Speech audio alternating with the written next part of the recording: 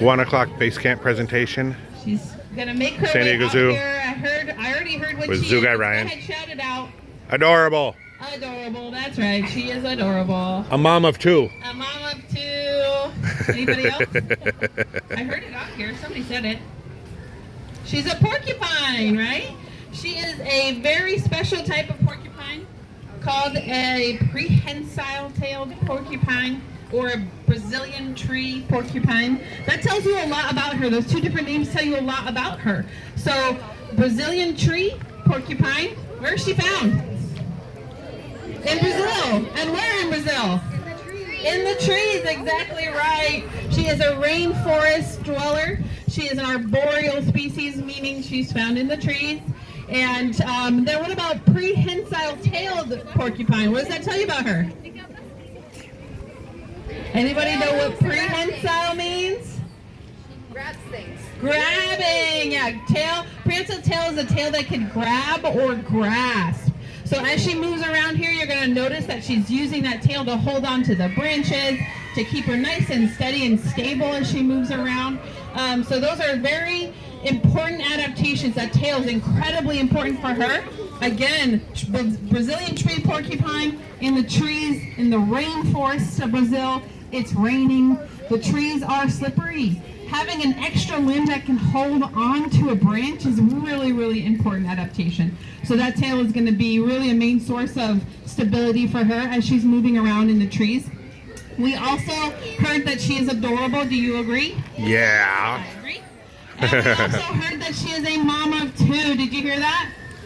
Does anyone follow our San Diego Zoo social media? Yeah, so maybe you might have seen her second baby was introduced earlier this week. At a month and a half old, she did come out with mom and do a presentation. Today she's taking a nap in the sun. But she did come out and it was introduced to the world earlier this week. She's, again, only a month and a half old. Her first baby was, he's actually about a year, almost a year and a half old now. And he is an ambassador with our Africa Rocks team. So you might get a chance to see him one day out on their stage. And so being a mom, she's actually a wonderful mom. And what that means for a tree porcupine is that she ignores the baby all day long. Isn't that amazing? She ignores the baby all day long. Almost right after she had the baby, once she had cleaned it up, she said, "See you later," and she walked away. Now, these guys have a long gestation. That means that they're pregnant for a long time. She was pregnant for about 8 months, which is a long time for an animal this small. What that means is that the baby was incredibly developed when it came out. That baby could hold on. That baby could see, could hear. And so once she had that baby, she's not holding the baby. The baby is immediately holding onto the branches. She can't carry it on her belly or on her back like some other animals. So she has that baby and she puts it in a little corner of a tree and she says, "See you later, I'm going to go over here." And there's a couple reasons why. Number one, she does not want to draw attention to that baby. That baby is still very vulnerable. It's born without quills. So it's only born with bright orange hair, really. That's what it has. The quills grow in very quickly, and once they grow, they start to harden. So they do get quills within the first week for sure. Not all their quills, it'll take a while. But they'll get some quills within the first week "Let me climb down." Of living. But she doesn't want to bring any attention to that baby. And since that baby can hold onto a tree bench on its own and it's kind of ready to go, she's going to go farther away from it. She's going to keep an eye on it, of course, but she doesn't want a predator to find that baby. If she was standing there with it, she's easier to see than that little guy tucked somewhere. She might bring attention to it. So she's going to go away, and she's going to do some drive-bys throughout the day for nursing. And she just stands there, and the baby stands up and nurses against her belly. So you might notice as she stands up that you see some of her nipples there, because baby is still nursing now. But at a month and a half old, baby already has teeth. So she's starting to eat some solids as well. But Gracie has been a phenomenal mom and has really just thrived in her role. She does such a good job of visiting when she's supposed to, grooming the baby, and then saying, "I'm going to go take a nap for a few hours, see you later." So it's a pretty good deal, I think, for an animal raising another animal, right? Now, what do you see covering her body? I kind of mentioned it. Spikes, spines. spines, quills, all those words can apply. We usually call them quills here at the zoo. And those quills are the same exact thing as your hair. They are called keratin, right? So our hair is made out of keratin. Our fingernails are made out of keratin. What color are her quills? Black and white. Black and white, exactly right. And so those quills are camouflage for her. That black and white pattern that you see makes it really hard when she's high up in the tree canopy to make out an outline of an animal. Because she has so much different black and white all over, it really breaks up her outline and makes it hard for a predator to find her. But not only does the color help her with predators, what the actual quill does helps her with predators. Now those quills are incredibly sharp. At the end, they actually even have little barbs on them. You can't see it with our eye, but if you put it under a microscope, you can see them. And that helps them to stick right into the skin of a predator. Okay, raise your hand if you want to guess how far she can shoot her quills. How far can she shoot her quills? Not at all. Not at all. 5 feet? 30 feet? Okay, some pretty good guesses here. Do you think you're closer to her than 30 feet? So you're living on the edge here, huh? Yeah, because you're pretty close to her. But this wonderful guest over here did have the right answer. She can't shoot her quills. Can you guys shoot your eyebrows off your head? No. Can you shoot your ear hair out? I wish. If you can't do that, she can't either. That again is hair. It is hair that's modified, but it does the same job as hair when you want to think about it. Your hair protects you from sun, right? From your head, maybe from a sunburn. Your eyelashes protect your eyes from dirt.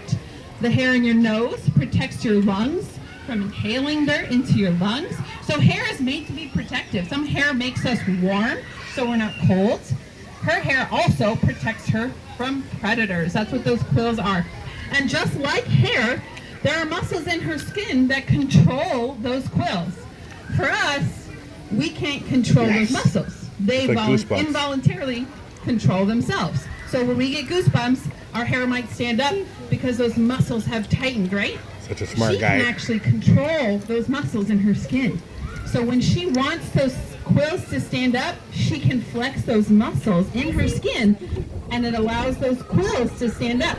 She can even direct them a specific direction. It doesn't just have to go up all crazy and wild. She can actually direct her quills wherever that predator is and protect herself in that way.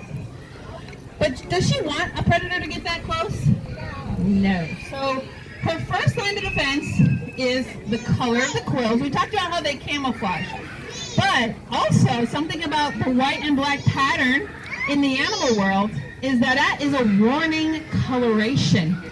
An animal that is black and white is warning another animal that they are dangerous. Can you think of an animal that we might find in our neighborhoods that's black and white and warning you to stay away? A skunk, exactly what? Right. What about a raccoon? What about Jimothy? Yeah, stay away from Jimothy. What about opossums? Black and white, stay away from them. They can be dangerous. So a predator can see that color and know this animal might be dangerous. And why not bright orange like the baby or bright yellow or red as a warning? Most predators do not see color. They're seeing in black and white scale. So that animal just looks a version of gray to them. But a black and white pattern, they can tell that. They can see a light and dark like that, and they can know it's a warning. Oh wait, we're gonna stop just so you can hear some chomping, because why not? Oh no, her other stuff was good. Let's see.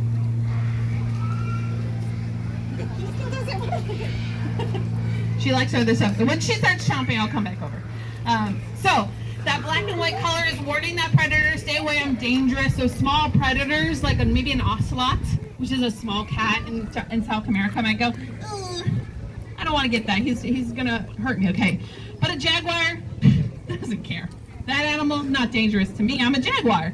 So the jaguar is gonna get closer. That's when Gracie or a porcupine in the wild is gonna flex those muscles in their skin, and what happens? Her quills are gonna stand up, right? And her quills are pretty long on her back. So she maybe has almost doubled in size now. She looks twice as big as she does right now with her quills down. So now, depending on the predator, they might go, ooh, that's a much bigger animal than I thought. I'm actually gonna, I'll find something small and fluffy. I'll leave that one alone. But again, I'm a jaguar, so I don't care. I'm gonna come after her. And that's when I get the business, right? That's when she is going to run at me. And she is chattering her teeth and she is barking and making all sorts of scary noises. She's gonna flare her quills whichever direction. Oh wait. Oh. She wanted to say something and not eat apparently. She's Mike shy. I promise we're gonna get it. It's so cute. She's Mike shy. She's gonna flare her quills in whichever direction I'm coming in, and she's gonna run at me. And she can run backwards, forwards. She can even run really quickly sideways. Whichever direction she needs to do to get those quills to me. And remember, she has to come in contact with that predator. So if I'm a jaguar, she might come in contact with my paw or my nose. And I am gonna be in pain because again, those quills have barbs on them, little tiny hooks, and it is painful. Not only that, she's in the rainforest. She didn't have soap and water. She is dirty. So those quills are covered with oil from her skin. That oil collects dirt and all sorts of debris. That gets into my skin. It's going to be burning. I'm going to be sneezing and crying, and she has time to get away. She's going to run away, get up to the highest branches of the tree she can get because cute little feet. As an animal that's only just over 10, 15 pounds, and me as an animal that's 130 pounds, I'm not going to be able to get to those trees, those branches. So up in the tree canopy where I can't get to her is how quills work. Now, how do I as a jaguar get them out? Unfortunately, I don't have thumbs. So I'm going to try and maybe rub them. And again, unfortunately, they're barbed like a fish hook. They're just going to get deeper and deeper and deeper. So quills can be really, really effective because that jaguar, if he survives, is going to remember, I'm never going to touch that thing again. That was really painful. I didn't like how that felt at all. Sometimes those quills can cause really bad infections in an animal. They're all going to remember all that. I touched that thing and I got really sick. Any of it? I missed it. Well, she would have dropped it anyway, so. She did her main crunch. It was kind of loud. Did you hear it? I did. Yeah. So, Mike shy. It's really cute. Now, why does she make so much noise when she eats? We already talked about those quills. Why does she make so much noise when she eats? It's because she is a rodent. Just like a mouse or a rat or a squirrel, she is a rodent. There's a couple things that make a rodent a rodent. Number one, those teeth. That's what's making those noise. She has teeth that will grow her entire life. Her two right in the middle, at the top and on the bottom. Those are her incisors. They are probably for her looking pretty orange, maybe yellow in color, not white like our teeth look, right? And the reason is they are not covered in enamel. Our teeth are covered in enamel. That makes them hard, gives them that white color, and it helps us to be able to chew things that are really hard. Her teeth aren't covered with enamel because the things that she eats can be very, very hard, which means that even with enamel, she could break a tooth. If it was covered in enamel, that tooth is done. But with teeth like hers, where they're ever growing, they never stop. She can break a tooth, no big deal. It's going to continue to grow. It'll grow right back. And that's important. I mean, she's eating things like Brazil nuts, the hardest shell on any nut on the planet she can get right into. Oh my God. Yeah, the hard. It's a soft nut. Let's see. It's a soft nut. No, she's shy. So the Brazil nut she can get into, she's eating the bark off of trees. She's going to peel the bark off of a tree and try and get to that really soft, yummy inside white part right under the bark. She loves to eat that. So these things are really hard. We couldn't eat those things necessarily with our teeth. Our teeth would definitely break a tooth, and that would be super painful. And remember, we're not growing that tooth back. That tooth's gone. For her, she could break a tooth, and it'll continue to grow. So really important for rodents to have those teeth that grow forever because of what they like to eat. And some of that chewing also helps them keep them short, so they don't grow too long and she won't be able to move her mouth, right? So they keep them nice and short, but they're still really strong for her to be able to bite into things. The other thing that makes her a rodent is the ability to take her food in her hand and bring it up to her mouth. And you might be saying, well, I can take my food in my hand and bring it up to my mouth, but do you have ever-growing teeth? No. They have to have both those things. They have to be able to hold their food in their hands and bring it to their mouth, and have teeth that grow forever. That puts them in that rodent family. So that is what makes her a rodent and why it sounds so darn cute when she's chewing. Before she's on her way out, but I want to say one thing.